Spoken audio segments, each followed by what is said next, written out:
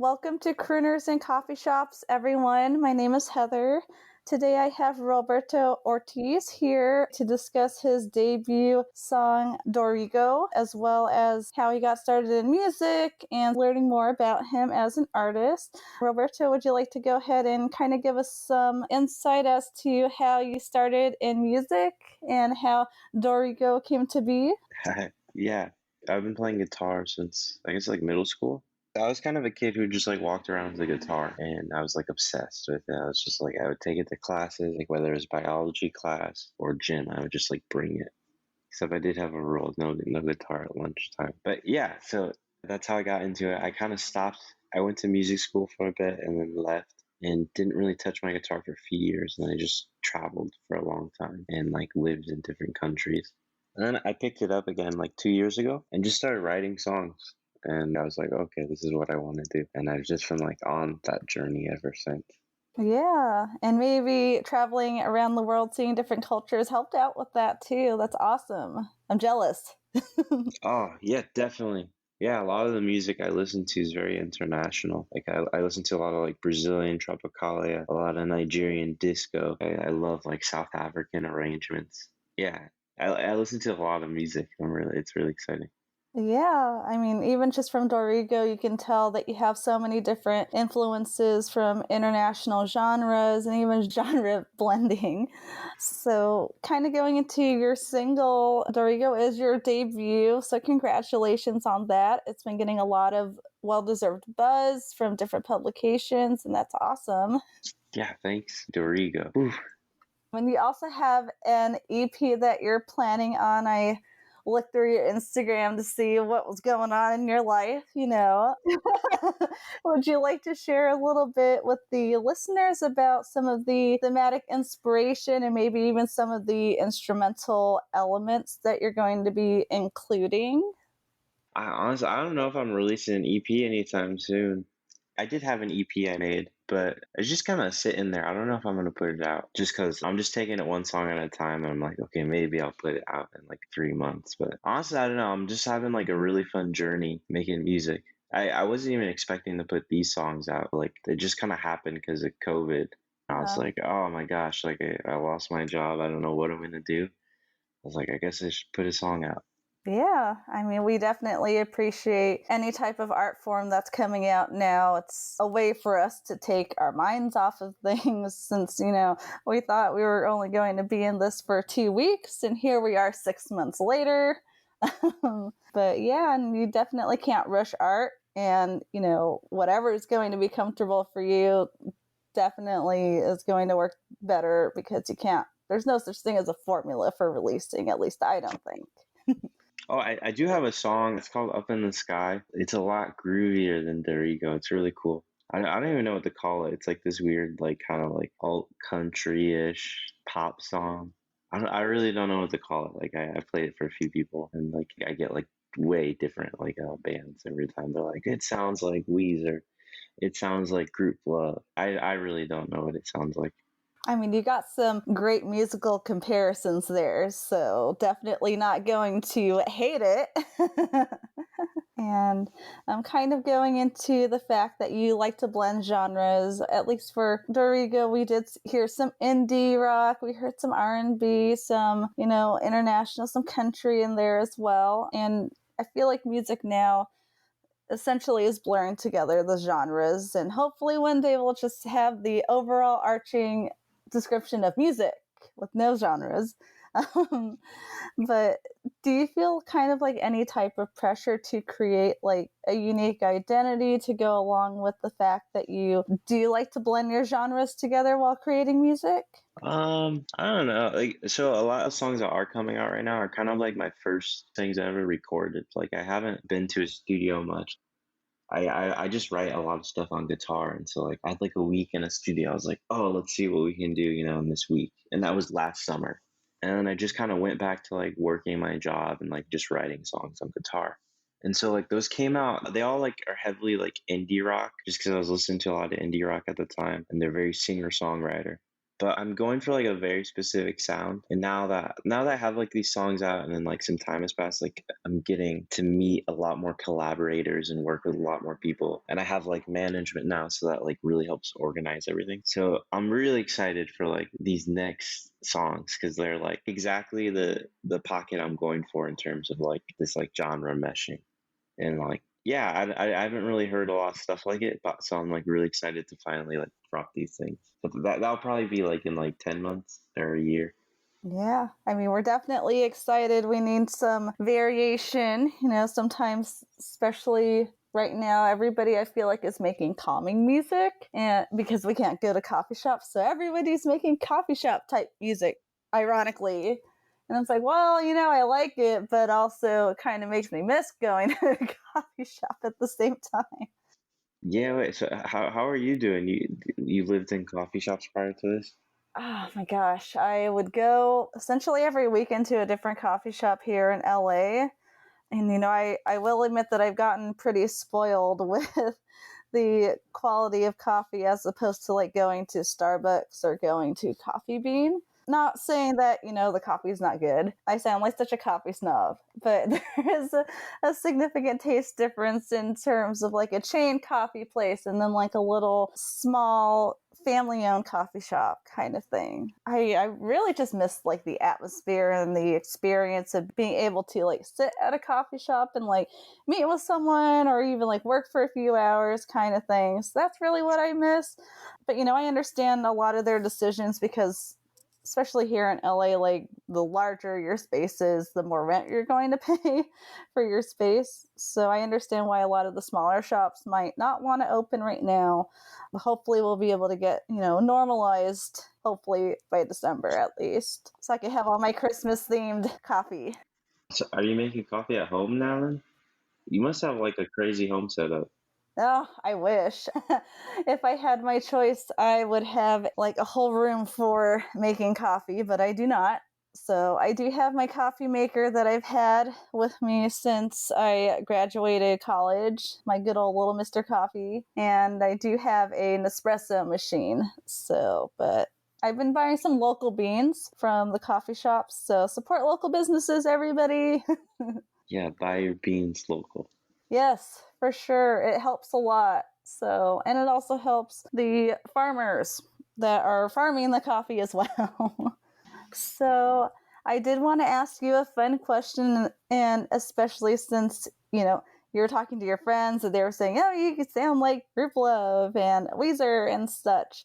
If you could choose three artists to go on a world tour, who would you choose to go on tour with, and what would you name your tour? Ooh, three artists you go on tour with. Man, When we can go on tour. when we can go on tour. Ooh, okay. I'd love to go on a tour with Paul McCartney just because, bless him. But I don't know how much longer he has on this earth, so I have to tour with Paul McCartney. He's British. He'll live forever. Yeah, he's my all-time hero. I'd bring another guy named Jorge Benjor, who's from Brazil, who's also just like one of the craziest, coolest musicians of all time. Do they all have to be alive? You can totally bring them back from the dead. We have the technology now. It's totally possible. Oh, okay, yeah. So I'd bring Paul McCartney, Jorge Benjor, and Clara. Ooh, awesome. You have a good eclectic mix there, which is awesome, and it very much goes into your musical style. Oh, yeah, thank you. Yeah, Yeah, I love the Beatles. the classics for sure. And what would you name your tour? Hmm. I'd name it something just like really mystical. I'd be like the Mystical Adventure Tour. I don't know. That's a tough question. I do like the mystical adventure tour. Yeah, just the Mystical Adventure Tour. I'll roll with that. And you guys have to come out in wizard robes. Oh, yeah, definitely. You're going to have like a super cool light spectacle as well in the background. Definitely a light spectacle. Yes. And what do you hope that your audience will take away from your music? Hmm. I want people to feel something real. I want people to feel something just like the way I feel something when I listen to my favorite music. When I hear Stevie Wonder, I'm like, oh my god, it's capturing those moments that I didn't know were there. And even besides COVID times, there's so many new feelings, new experiences, especially with like a globalized world now. And things like really need to be communicated through. It's just time. It's like we need new songs. Like we can't keep singing the same song forever. It's a new era. Yes. Wait, so how did you get into podcasting? So I have actually been toying around with the idea of switching this one over to a podcast format. We just celebrated 2 years in June. And I always kind of like went back and forth on whether or not I wanted to just go into the podcast realm. And I was like, I don't know. And COVID kind of forced me to make a decision because, I didn't want to just like give the blog up. I cannot go to coffee shops. It was not safe to meet with people. So I was like, you know what, maybe it is time for me to go into podcasting. I have like a few other ideas for like other podcasts, and I have friends that are podcasters, and they're like very insightful and amazing people, and they were helping me out with like trying to make decisions as well. So Yeah, no, this is exciting. It must have been a process. I guess, yeah. Why did you choose music? What got you so deeply invested in music and telling stories? So I've wanted to be a music journalist since I was in high school. I wanted to be a writer since I was younger, and I thought I was going to be writing novels or like working for a newspaper. But, times change, and, my plan is to one day write a novel, but it's very hard and time consuming. I tried it already in quarantine and I had to give up the process due to thematic matter and it causing me a lot of stress. So I was like, nope, we're going to be going with a different topic here. But I've always wanted to write. I went to school for journalism and I wanted to double major with like music business, but unfortunately my school, in order to be in the school of music, you had to essentially be a singer or play an instrument. I did go out of my way to take some music classes. Like I took the music business course and I took music theory and then like another music class, music history or something, just because I wanted to. But I did end up double majoring in journalism and media communications. So still have my 2 degrees. And I wrote for other publications before starting my own. And now I'm here in the podcast realm because that is where the future led to. Yeah, I love like all the music publications. I read a lot of music books. Like I just read 1 second, it's right here. Oh, Switched on Pop. I'm bringing my These are my favorites right now. I read this one all the time too. I kind of have like this music mentor, and he gives me like all these, like things to study. And the big one he wants me to read is the Keith Richards bio. Have you read that yet? Mm, I haven't read that one yet. I don't really get into biographies very much. The only one that I've read multiple iterations of is like the Walt Disney biographies because I'm a Disney fan. Yeah. On my list is to read the Heroine Diaries from Nikki Sixx. I haven't read it yet. I want to, but he did have an accompanying kind of like soundtrack for that biography, and the soundtrack is amazing. And I'm so happy that they're going to be making a Broadway musical out of it because it's such like it's going to be visually stunning and the music is going to be great. Wait, that's from like the early 2000s, right? It is. Yeah, I swear I've read it because I know I've listened to all of his music. Nikki Sixx from yeah, no, he's a cool guy. Well, if you ever feel like reading, I would definitely recommend How Music Works by David Burns. I also have that one. I'm looking at it right now. It's the Pink Book. Have you read it yet? I have read it. I also have. I'm trying to look at what I have. I have uh, The Idiot's Guide to the Music Industry. Um, and I'm reading this book called God Save the Queens, and it's about the essential history of women in hip hop, and it's very fascinating.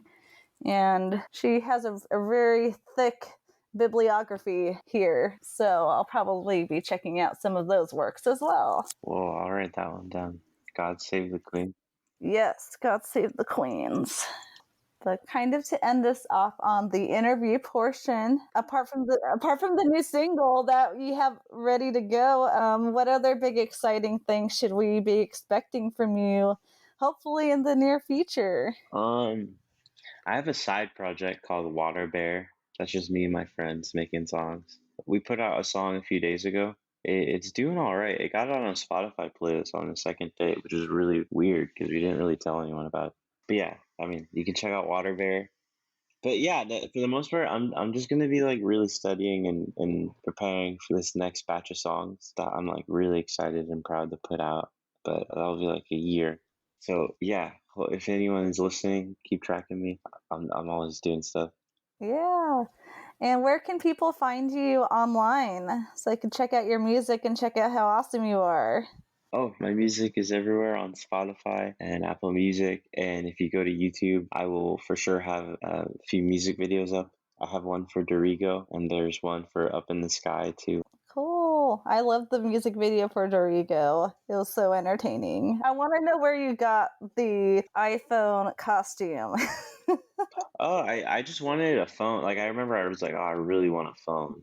And so I was talking to my director that I made it with, and he got in touch with this lady, this woman named Katie Powers.